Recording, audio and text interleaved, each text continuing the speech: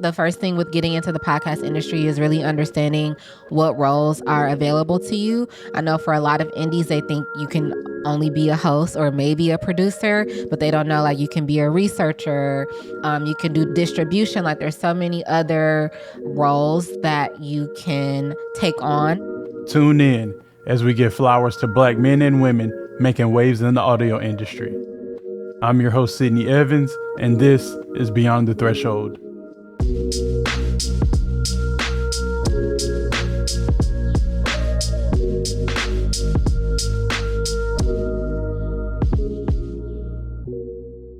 Ladies and gentlemen, welcome to Beyond the Threshold. I'm your host, Sidney Evans, an award-winning audio editor, mixer, and producer. For those of you who don't know, on this show, I interview Black men and women working in the audio industry, highlighting the lessons and experiences it takes to achieve success in the field. And as always, we got another great interview or episode in store. And we're going to keep the thing of having a previous guest to lead to another guest. I was introduced to today's guest or made aware of today's guest by Melissa D. Montz. So I reached out to her and she was willing to hop right on and join me. So we're going to hear her story, her experience, and her lessons from working in the industry. To give a little bit of a background on her, she's a writer, executive podcast producer, media personality, and sit-down comedian.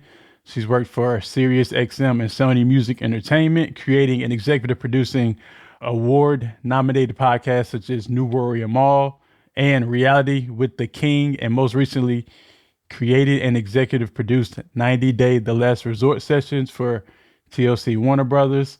In 2017, she founded the Milwaukee Podcast Festival to showcase local audio talent in her hometown. Without further ado, I would like to introduce Jazmine Henley-Brown. Welcome to the show, Jazz. Thank you so much, Sidney. Good to be here. Thank you. So, quick question. Do you do podcasts a lot? I'm just curious. Oh, so I guessed, I don't want to say quite often, but I guessed a good bit. That's why I put like the media personality, added that to like my bio, because one of the shows that I co-created was Reality with the King, and I appear on there pretty often as a guest to talk about like reality TV, and then obviously doing things like this when people want to discuss the industry. I used to be a correspondent on a radio show to just talk about like pop culture and like politics. So yeah, pretty familiar with the guest spot. Okay, cool. So Swiss Army knife, so to speak, jack of all trades. I'm obviously I'm in front of the mic now, but I'm usually behind the scenes. So this has been an interesting transition, and I guess the biggest thing has been getting used to the sound of your own voice. Ooh, getting over that hurdle. I think I'm there now. Though I done recorded a good amount of episodes, but I delayed editing actually because of that reason, because it was just so cringy to me. So it used to bother me a lot too, actually, when I was younger. So you hear my voice now, right? It sounds like a mature woman's voice, but I've had this same voice since I was in like elementary school. And so like my voice is considered deep. Like imagine a child calling your house and like their voice sounds like mine. So I actually used to get made fun of for my voice when I was younger. And like people would say I sounded like a boy and like all of this. And so I was really insecure about my voice for a really long time too. And then once I started to hear it like early, my early years in the podcast industry, I started because I had started my own podcast. So I'm with you. Like the first few times I heard my own voice, I was like, I hate it. But then people started to compliment me and be like, oh my gosh, I love your voice. Like it's so great. And so now I'm really confident in it. But said all that to say, I feel you on getting used to hearing your own voice. Well, yeah, you're in the right space, because that's the you do have like a full like tone, just a rich tone in your voice. So Thank you. In this space, it's appreciated. So we're not gonna talk about those who don't appreciate it anymore. Right. So yeah, I know you just kind of jumped into it a little bit, but could you just share more about your background and kind of like what was your inspiration for taking this career path, and kind of your experience, what you got there? Yeah, so my like intro into audio period was through radio. Like I grew up listening to the radio. I wanted to work in radio. So way back in the day, during my intern days, I interned at the Breakfast Club, and I thought I wanted to be like a radio personality. And through the internships. I was a production intern. Through that internship, though, I was like, oh, I actually like the behind the scenes aspect of this, like producing the show. And so I started producing radio. I left New York. I moved to Atlanta. I started working at a digital radio station, and that was really cool. Then I ended up leaving Atlanta the first time because I've lived there twice, but that was the first time I left Atlanta. And it was like right around the time when Serial, the true crime podcast Serial, was like really, really popular. And I was listening to that all the time. And I just got inspired to do my own podcast. It was not a true crime podcast, but it was called the 20 something series. And it was just all about like the last couple of years in my 20s and how weird it was. And I had friends come on and we would just talk about like different experiences in our 20s. But through that podcast and then working in media, period, a lot of people from my hometown of Milwaukee would hit me up and say, hey, like, I know you have a podcast. I know you worked in radio. I have a podcast. Can you listen to it? And so I was listening to random people's podcasts from Milwaukee, and I was like, oh, it's some like talent there, right? And like Milwaukee is not a city that people think of when they think about creatives, and also Black creatives. They do not think of Milwaukee as a city. And so I wanted a way to showcase that. And so this was like the end of 2016. So early 2017, I came up with the idea for the Milwaukee Podcast Festival, which was a one-day live event where we showcased like 6 or 7 local podcasts. And then we had a headlining podcast, which was The Brilliant Idiots, which is hosted by Charlamagne the God and Andrew Schultz. And like I mentioned, I used to intern at the Breakfast Club. And so Charlamagne and I had kept a professional relationship over the years.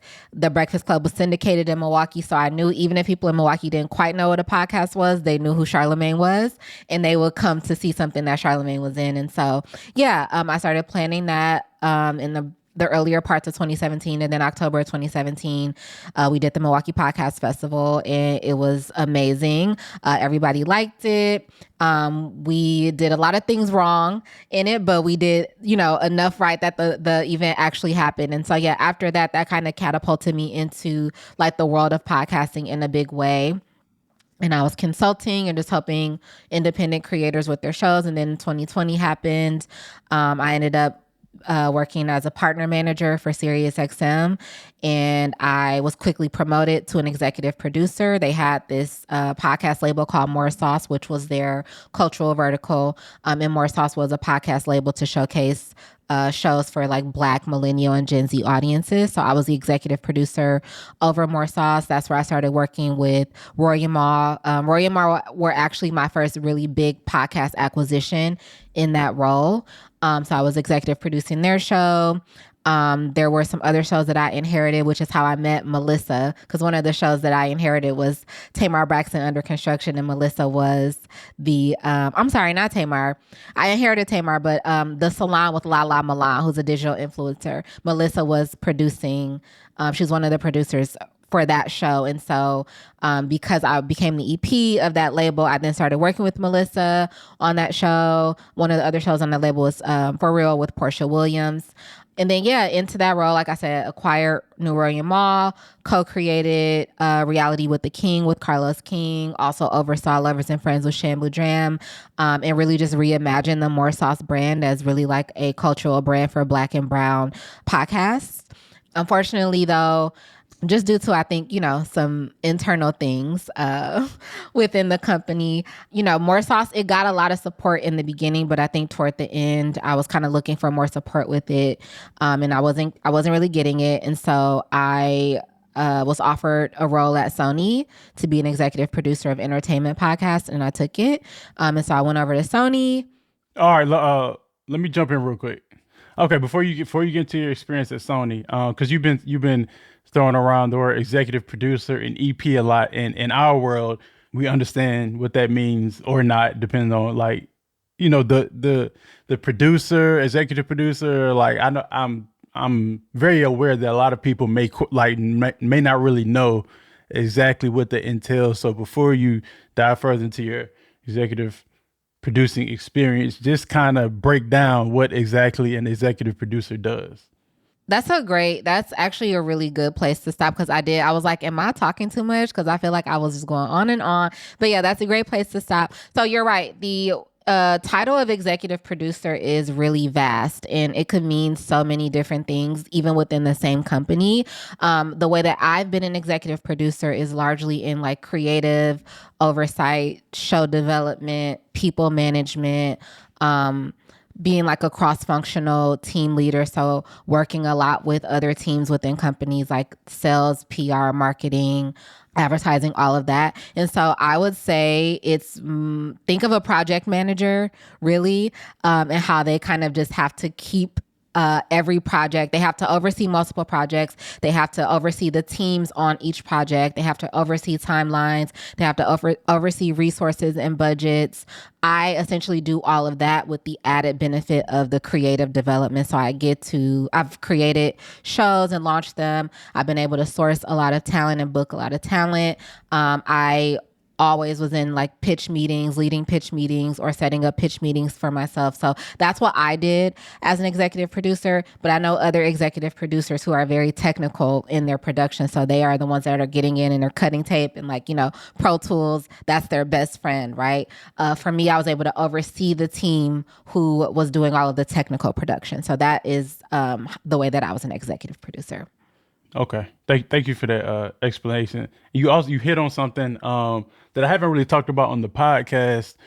You talked about people management, and based off a lot of the shows that you have mentioned, these people have kind of, they're kind of known as far as the name, you got, Charlamagne, Andrew Schultz. Obviously you work with them in the festival. But you said Tamar Braxton, a couple other people who, have made a name for themselves outside of podcasting and kind of made their way over to podcast land. So just kind of talk about your experience, like with working with people who are kind of have a name, or, within everything, working with people who, they podcasting may be their introduction to the world, to working with people who, podcast is something that they crossed over from, whether it's acting or music or whatever. Not more so your experience, but what is your approach, I would say? I'll clarify something. When I said people management, I meant like managing a staff. That's what I meant by people management. But yes, talent management is what you're referring to. And that's also a huge part of my job. And the approach there really, I think I'm in a unique spot. I've been working in the entertainment industry for over 10 years now. I've worked around, celebrities or like people with the name for themselves for a while. So my approach is really to just approach them like they're regular people. Like I don't get starstruck. At this point in my career, I approach everybody, especially if I'm approaching them to be talent on a show that I'm going to be overseeing. I just approach them as creatives, from a creative to a creative.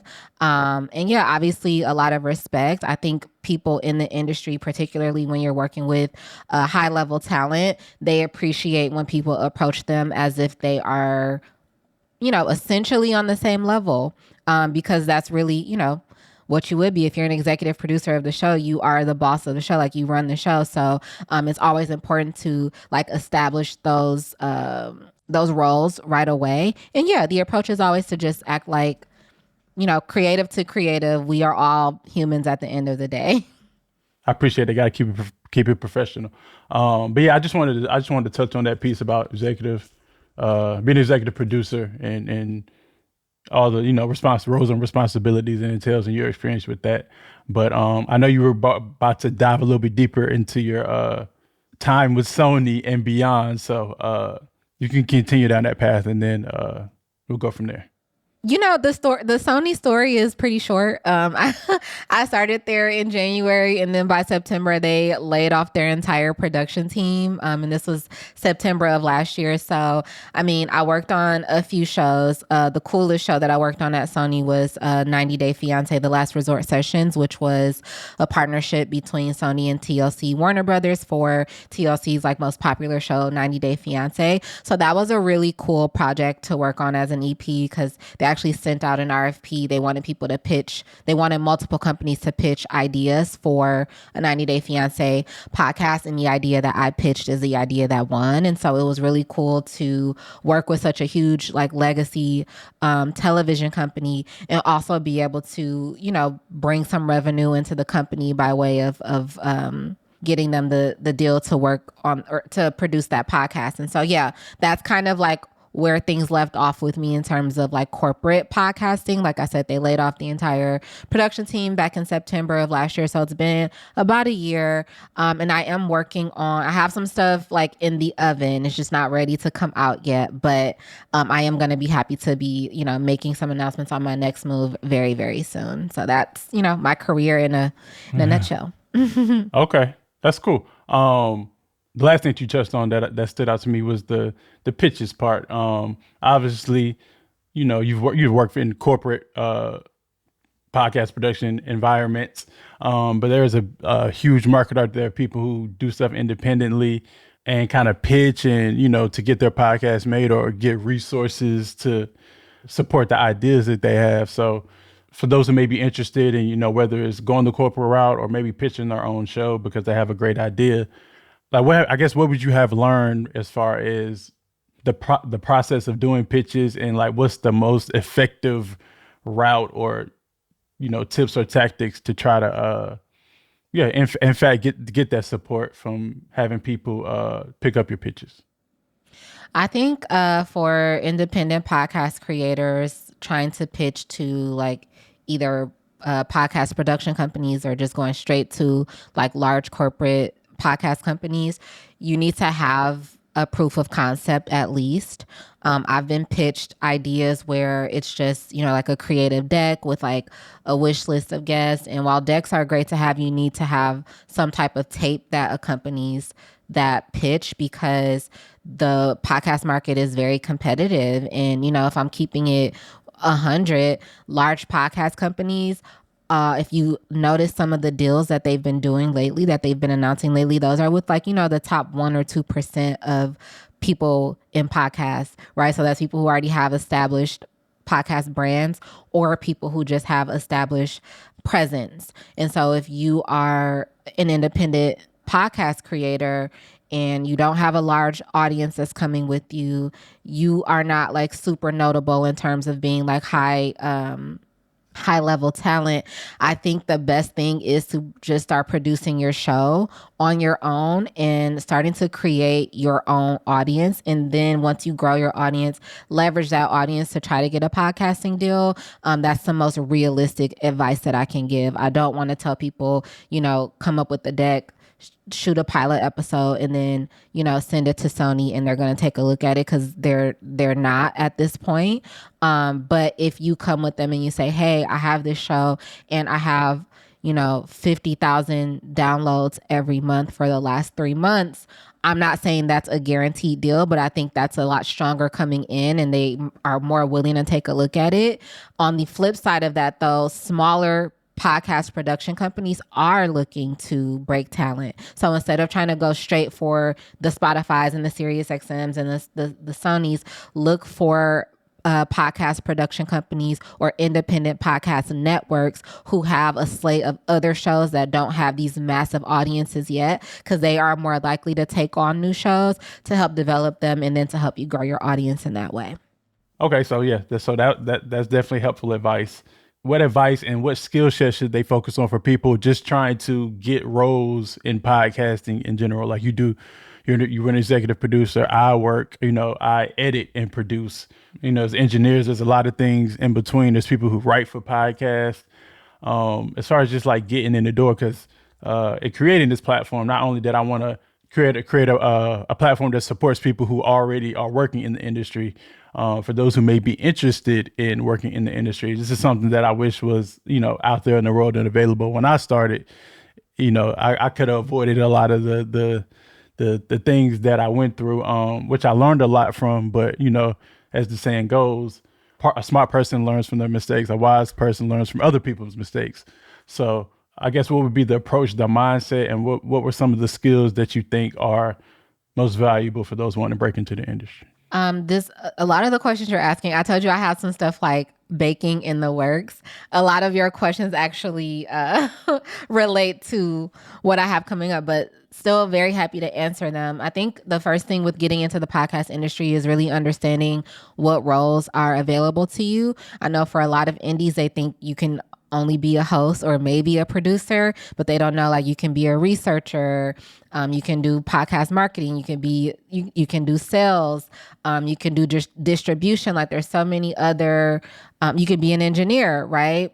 An editor. There's so many different roles that you can take on in this industry. So the most important part is to determine what skills you already have. So if you know you're really good with research, maybe you've done a lot of academic research or something else, you can be a podcast researcher. And so I think just making sure you are highlighting your skill set as a researcher. You can go out and look for jobs that involve research. There is literally a role called, podcast researcher.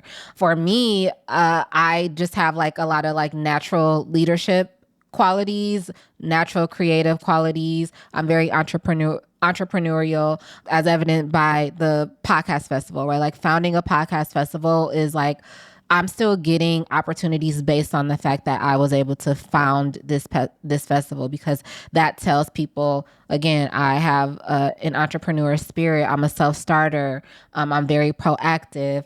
I know a lot about operations. I'm able to project manage, right? So I think really, if I'm just making a long story less long, the biggest skill that I leverage is the project management piece. I know how to oversee multiple things, multiple teams, and also be a natural leader. And so those are some of the skills that I make sure to highlight. And so if you're a person like that, then, production is probably a really good place for you, because you can eventually become an executive producer and oversee people. But there's so many other roles within the industry outside of just hosting. That's a good point you made, because so far most of the people that I interviewed, or all of them, have been more on the production side. But like you said, there are people who do research. There is sales, there is marketing. So there might not be. And to be honest, you can kind of be more valuable in those roles, because you can kind of apply that to a whole lot of, I guess they call them verticals. So it don't have to be podcasting. It could be, I don't know, but you can work in a lot of different industries and definitely transferable. And, like working in this industry, like it's cool. It's entertainment for the most part.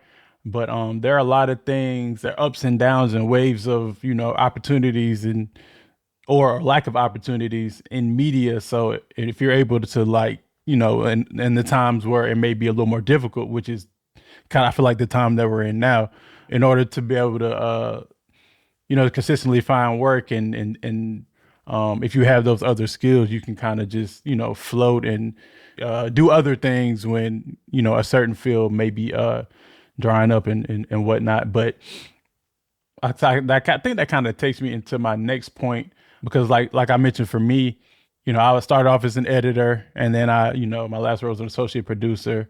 Obviously, I'm producing this podcast and coming from behind the scenes. But I feel like this may be true for a lot of other industries. Like just having the skill in a particular field right now is really kind of not enough. One that really, really comes to mind is like, artists and music producers, like they're becoming whole brands. And maybe like 10 years ago, and especially in the era, that I grew up in the 90s and 2000s, like a lot of the times you never saw the producer. It was just so solely focused on the artist, which it has kind of flip-flopped now, or they're kind of on the same level, because they have to produce content and build their own brands and just try to, with music going digital, it's not as much money from record sales and all that type of stuff. And I know that you are, like, obviously you executive produce, you're really good at project management, but you also mentioned that in your bio that you are a sit down producer. I saw that you do social media commentary, so you do other things as well. Was that kind of a thing that just happened organically, like based on your interest, or was it kind of more of a calculated play to like, okay, I gotta do something else, I have to get in front of the camera, I have to let people know like all the talents that I have and interests that I have, in order to just kind of make me more valuable in a sense to possibly attract other opportunities? Yeah, I mean, the sit down comedian thing, I just put that in my bio as like a funny thing. It's actually an inside joke between me and my sister because my sister's like, you're so funny, not stand up comedian funny, but like you're funny. So a sit down comedian is just a joke there. I actually did think it was a joke, but I looked it up and it really is a thing though. So I was like, oh, I don't know. I don't know if she's,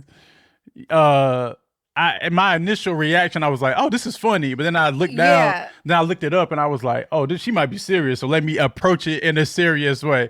But I mean, obviously, this is our first time meeting, so I didn't know the tone of that. So I feel like it's easier to take it serious and pull back than to come in like, taking it as a joke. You're like, "No, I'm dead serious." So yeah, disclaimer.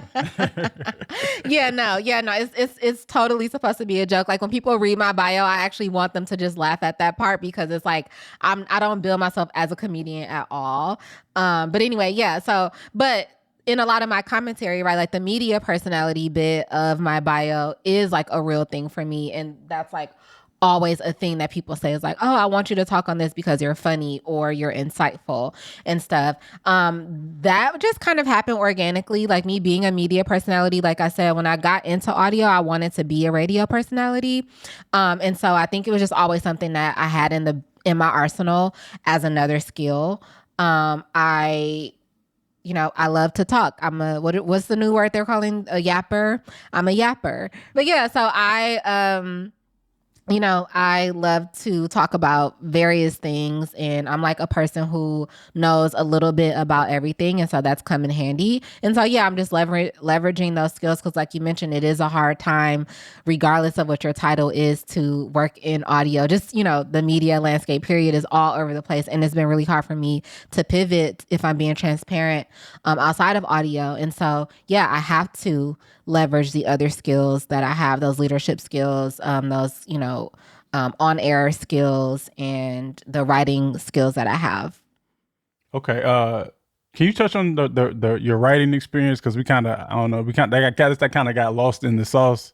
Like, how did you start writing? Is it something that you were, I don't know, as a kid, you were like a creative writer, or I don't know, and then it kind of evolved into something more career focused, or what did you begin doing it as a result of having to, take on tasks during the process of like building your career? Yeah, I've actually been a writer like just since I was a kid, and you said it exactly. I just used to write stories. I mean, I've always had a really active imagination, and yeah, I would write stories and tell stories when I was younger. So writing has actually, I think writing is probably the most natural ability that I have. Like I just naturally understand grammar and words, you know what I mean? Like it's a thing that I just naturally know how to do.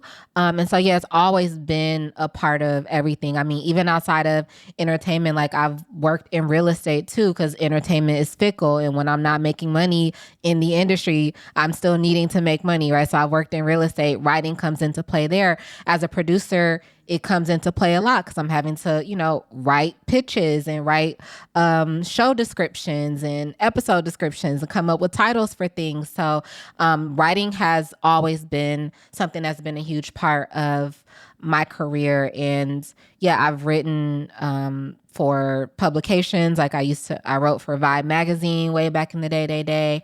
I wrote some meditations for this app called Shine, which is now owned by Headspace, I believe. I wrote original meditations for that. I also voiced the meditations also.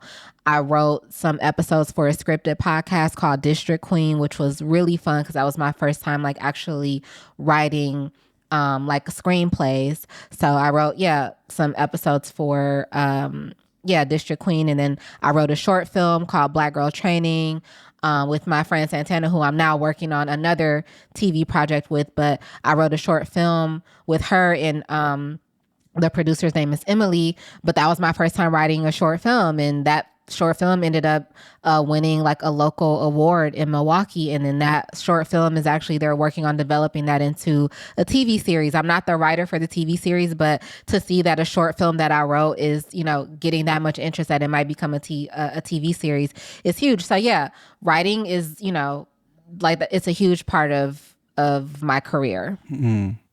Yeah, that's man, because I appreciate people who are writers creatively in general.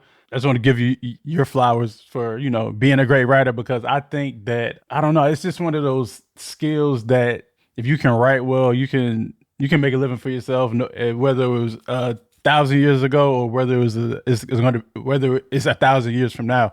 Like that's the foundation of media. Like, it starts on a piece of paper with something that someone wrote. And, for me, enjoying like more of the production and technical side of things. When you mentioned that writing comes the most natural to you because, you pay attention to, words and pronunciation and things like that. That doesn't necessarily mean that someone is a good creative writer and writing for story consumption, because I'm good at those two things that you mentioned, but I'm not good at creative writing. Like I can write, but it's going to be, it's like very cut and dry. It's not, I'm still trying to work on, writing in a way. And I struggle with this with like doing my social media posts. Thank God for the power of editing, because by the time y'all have seen it, I have edited a lot because it was very like cut and dry and didn't have no flavor, personality. Now I got to try to sit and figure out how I'm going to, in fact, make it that to where it's just easily digestible. Do you read a lot of books? I do read a lot. Like nonfiction or fiction? No, I do more nonfiction. See, that's actually a thing that I point out. I have been reading.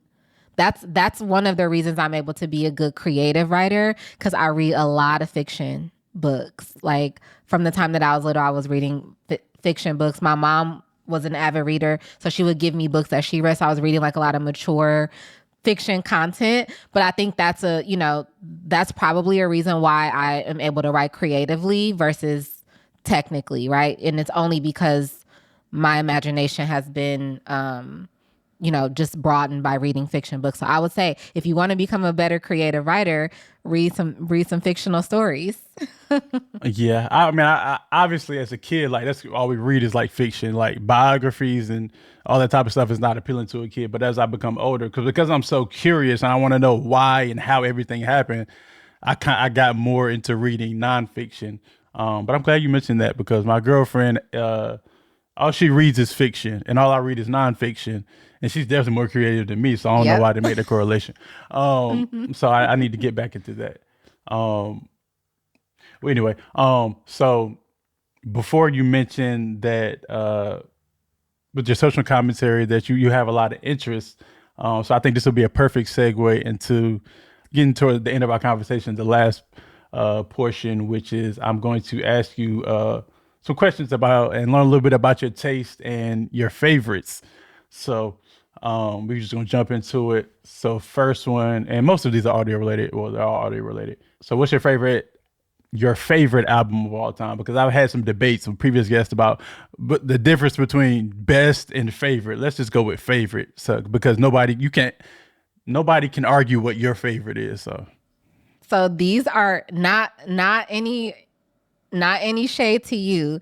These are the hardest and my least favorite types of questions to answer, because just like who I am as a person, as a creative, I'm a multi-hyphenate. I have many different skills and talents.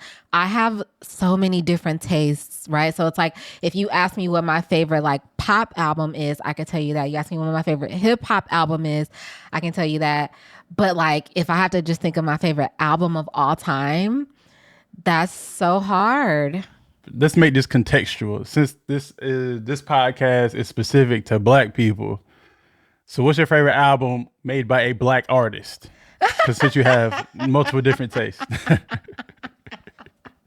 And I know that can go across genres and they may not have helped at all. I'm so glad you said that, because I was gonna list Christina Aguilera's Genie in a Bottle album as one of my favorites, but by a Black artist. Miss Girl is not Black. So, gosh, that's still hard. Lauryn Hill, the Miseducation, I think that is a lot of people's favorite. It was so good. Nicki Minaj's Pink Friday album, her debut album, that's one of my favorite hip hop albums of all time. Moment for Life is one of my favorite songs. So. It's so good, right? Yeah, that's a very, very, very good song. It is. So yeah, Pink Friday. The Miseducation of Lauryn Hill. I feel like I'm forgetting like some huge ones that I'm gonna regret. Oh, Never Say Never by Brandy. One of my favorite albums ever. And then The Blueprint by Jay-Z. That's another one of my favorites that I'm naming albums that like if you start them, track one, I can listen to without skipping a song. Oh, Drake's Nothing Was the Same. I'm gonna stop right there. Okay. But those are some of my favorites. I mean, the list is really long, and I know there's some that I'm missing. My phone is right here. I was gonna look at my Spotify, but I know we don't have that much time. But yeah, those are some of the albums that come to mind off the top of my head. Yeah, those are all the ones you mentioned are pretty high up on my list as well. So, so this next question may be even more difficult than the last, and it's basically an extension. But favorite music producer? I guess Rodney Jerkins for sure. Brian Michael Cox, right? B Cox. Mm-hmm. I don't think Timbaland. I love Timbaland. I think he's really good. Oh yeah, if we're getting into that, right? Timbaland, Just Blaze for sure. Swiss Beats. Those are like, I know those are the most like popular names. So, I'm not like I'm sure there's like songs and albums that I love and like I probably just don't know who was producing what, but like those are some of the names that come to mind that have produced like some of my favorite songs for sure. Next is favorite film score or soundtrack. Love Jones, Waiting to Excel. Mm-hmm. I'm also gonna add the Love and Basketball soundtrack. I liked that one too. So Love and Basketball, Love Jones, and Waiting to Excel. 3 really good movie soundtracks. Okay. Favorite TV theme song, and this is my first time saying this, but you cannot say Fresh Prince because everybody says that. So you got to give me something else. Favorite TV theme song. Oh, the Jamie Foxx show. The Jamie Foxx show? Yeah, for sure. I like that one a lot. Okay. That's What's yours? It's really short, so I was surprised by that. It's usually the longer ones kind of get more love. So it's the one that comes to my mind first when I think of like theme songs that I love, and his is the first that comes to mind. But there are others, but his is just the first one. What's yours? That's crazy because that was the first one that came to mind. But that's just the most memorable because it's really like TV theme songy. Yeah. But I'm trying to think of some other ones and nothing else is coming to mind. So I'm going to just go with Family Matters because that was the first one that popped in my mind. I like Full House. Full House is the one. That's the one. Whatever happened to the milk and the paperboy. Yeah, I like Full House. And they had I think they had some crossover. I think Urkel was in a couple episodes of Full House. So that might have had it could have been composed by the same person. Because their songs sound similar, right? Yeah, those are very similar. But yeah, okay. So Good Times is like memorable. The Jeffersons. The Jeffersons. Okay. I'm gonna go with the Jeffersons. Okay. Favorite. Moving on up. We moving on up. That's real catchy. Yeah. Okay. Yes. I'm trying to think. My memory is just not as sharp as it used to be. So these questions you're asking me, I feel like I'm gonna get off and I'm gonna remember some things that I should have said, and I hate that. But yeah, I'm gonna lock my answers in.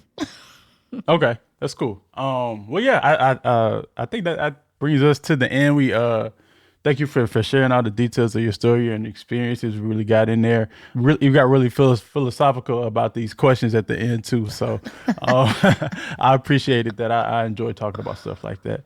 But before we wrap up, I know you mentioned you're working on some things, but you can't really share. But can you at least share like people can find you on social media, how they connect with you online, LinkedIn, and things of that nature?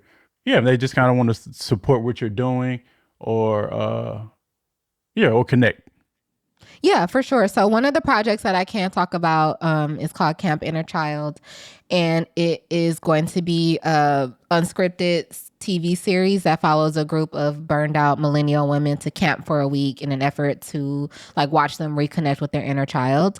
And right now we're just building the community for Camp Inner Child. So any women who are millennials who are listening to this and you want to join the community, just go to campinnerchild.com and you can join or sign up for our newsletter. And then that way you'll stay up to date. We do like virtual events. We're about to do our first in-person event. We're doing a bonfire in November in Milwaukee. And then we will hopefully start shooting the actual TV series at some point next year. We're just in the funding phase for that. So that is one project that I can talk about. And I got some other stuff coming. So yes, follow me on social media to be able to hear the announcements for the other things that I'm working on. I'm on LinkedIn as Jazmine Henley-Brown, and that's Jazmine with a Z. So JazmineHenley-Brown, like the color. And then on all other social media platforms, it's just at J Henley Brown. So it's at JHenleyBrown. And yeah, that's how you can find me. All right. I appreciate it. Oh, and I remembered another point that I skipped that when I lost my train of thought. Have you ever considered doing voiceover?